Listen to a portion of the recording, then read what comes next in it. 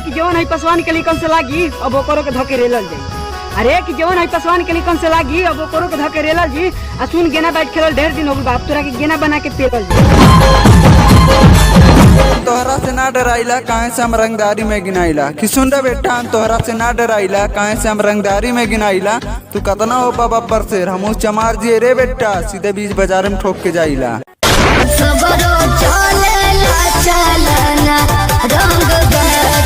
अरे कि बार बार लागत हवे ध के तोरा कहियो पीटम जा। अरे कि ते बार बार लागत हवे ध के तोरा कहियो पीटम जा।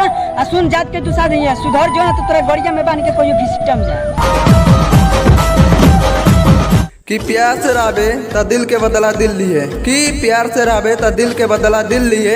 अब बेटा कबो तेरे खून में ज्यादा उबार माली ना तो आके राजन चमार से मिल लिए बुझाइल। केहू के ना दाल गली चमारन के राज चली। अरे कि हाँ हम बिगड़ल बनी तू हमारे सुधार देबे का। अरे कि हाँ हम बिगड़ल बनी तू हमारे सुधार देबे का।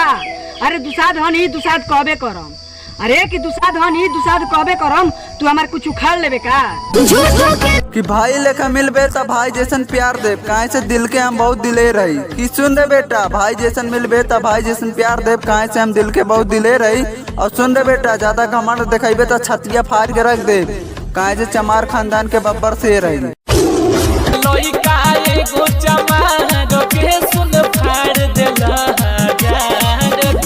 अरे कि समय समय के बात रहे तू अपन टाइम बितावत रहलू।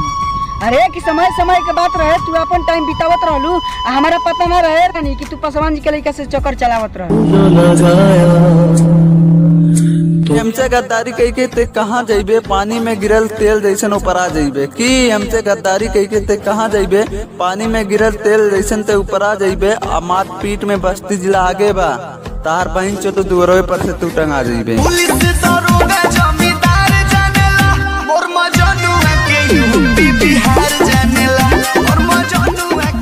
कि चला तो के बस्ती जिला घुमा दी घरा में रात रात पक जाइबू। कि चला तो के बस्ती जिला घुमा दी घरा में रात रात पक जाइबू। और टेंशन ना लाए करे जा कोरो उठा लेबो अगर जो चला चला तू थक जाइबू।